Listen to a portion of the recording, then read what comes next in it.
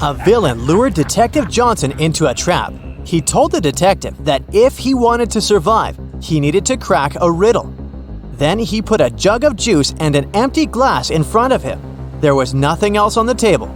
Johnson needed to fill the glass to the brim, but after that, the jug had to contain the same amount of juice as it did at the beginning.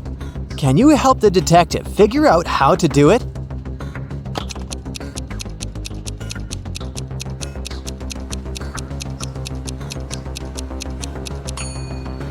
It's very simple. The detective should pour the drink into the glass and then place it inside the jug.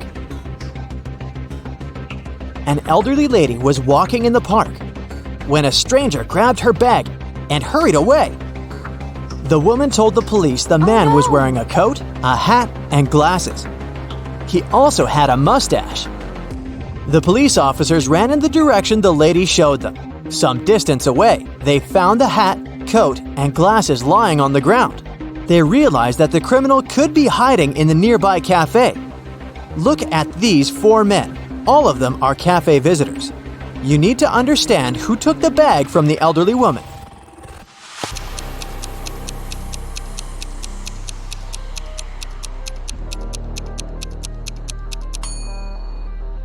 It can't be the man in a hat or the one wearing a coat. The criminal also got rid of his glasses, so it can't be the man in the corner. It means that the man wanted by the police is the one on the right. He has a small wound on his upper lip.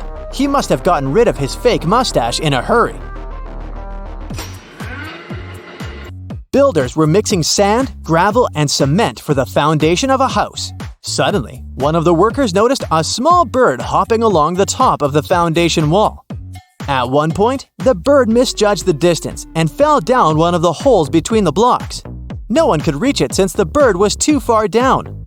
The hole was also too small for it to fly out of. Someone suggested using 2 sticks to try to pull the bird out, but this idea was rejected because it could easily injure the fragile bird. What would be the easiest way to get the bird out of the hole without hurting it?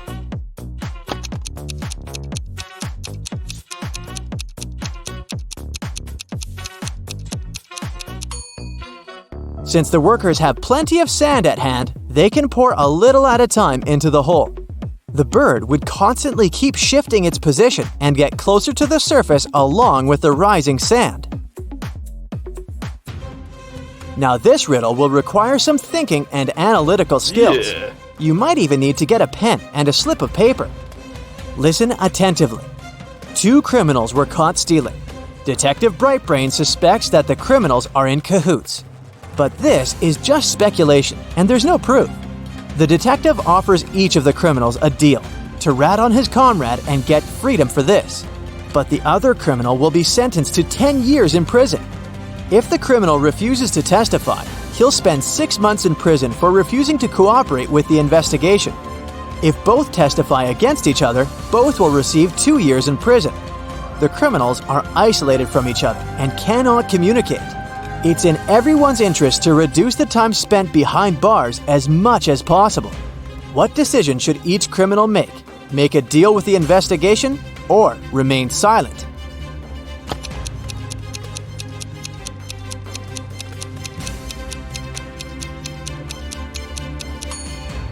Since they can't communicate with each other, the criminals have 4 possibilities. A is silent and B is silent. Equals each gets 6 months in prison. A is silent and B testifies. B is released and A is sentenced to 10 years. A testifies and B is silent equals A is released and B is sentenced to 10 years. A testifies and B testifies equals both get imprisoned for 2 years. If the suspects are not allowed to communicate, then they do not know what the other will choose. In this situation, if A remains silent, then, depending on B's decision, he will be sentenced to 10 years or 6 months. If A testifies against B, A will receive 2 years in prison or will be released. So it will be more profitable for each of the suspects to testify against each other, so as not to be sentenced to 10 years. But if A and B had the opportunity to communicate, Then, of course, the best solution for each of them would be to refuse to make a deal with the investigation and get only 6 months in prison. On the first day of school, someone pierced the wheels of the principal's car. When a detective arrived, she immediately suspected that the culprit was not one of the students, but an adult, since all the children were in the classroom. So, she questioned 4 teachers, asking each of them what they had been doing at 8 a.m. Mr. Walter said that he'd been on his way to school, running late. Mrs. Thomas answered that she had been checking her students' exam papers. Mr. Benjamin said that he'd been reading a newspaper, and Mrs. Calvin explained that she had been in her office with her husband, who had come to visit her. The detective immediately realized who had punctured the tires on the principal's car. Who was it?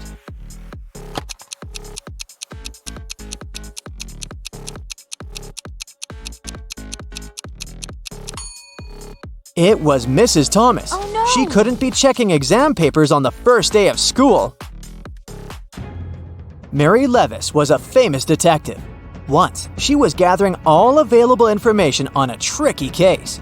A well-known banker disappeared from his office. The detective had 5 suspects: Alice, Jack, Stephen, Nicholas, and Maria. The thing is, on the banker's table, Mary found a diary with several entries. The latest entry said, "At 10 o'clock, I have a meeting with Maria. The next day, at 1 o'clock, I have to meet with Nicholas.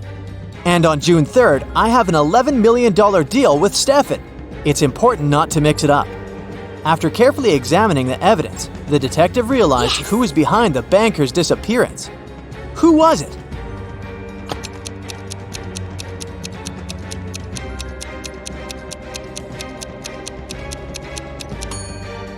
It was Jack. All the numbers in the last entry, 10, 1, 3, and 11, are the order of the letters in the alphabet. By matching the numbers with letters, you can get the name. There was a theft in a multi-story building. The victim was sure she would receive a large payment from the insurance company. As for the robber, she claimed he had jumped out of the window and disappeared. The detective went to the first floor, opened a closed window, and threw a coin out of it. Then he went up to the second floor and did the same. He continued to climb floor after floor, opening windows and throwing coins, until he reached the last one. Then he returned and said that the victim was lying. How did he understand it?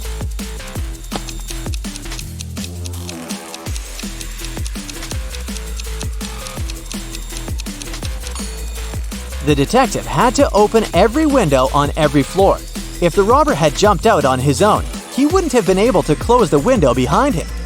He had an accomplice, and most likely, it was the victim who wanted a payout from the insurance company. Jake and his friend Jonathan liked challenging each other. One would suggest something they could do, and the other would prove it wrong somehow. One day, Jake surprised Jonathan by stating, "I can answer any question in the world." Jonathan was sure that he could win the challenge, so he accepted the task of proving it wrong. He wrote up a test full of super hard questions. After a while, Jake returned the test. Jonathan lost the challenge. He had to admit that Jake could indeed answer any question. How did Jake win?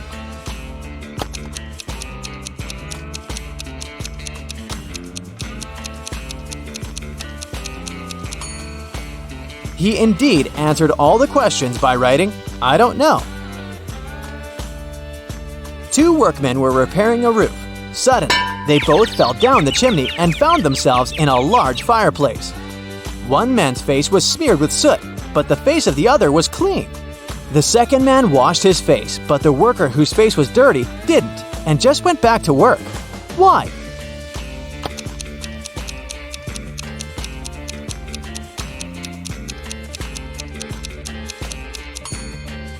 When the 2 men looked at each other, the one with the clean face thought his face was dirty as well.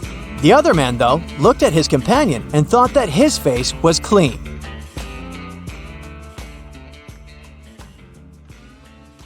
That's it for today. So hey, if you pacified your curiosity, then give the video a like and share it with your friends. Or if you want more, just click on these videos and stay on the bright side.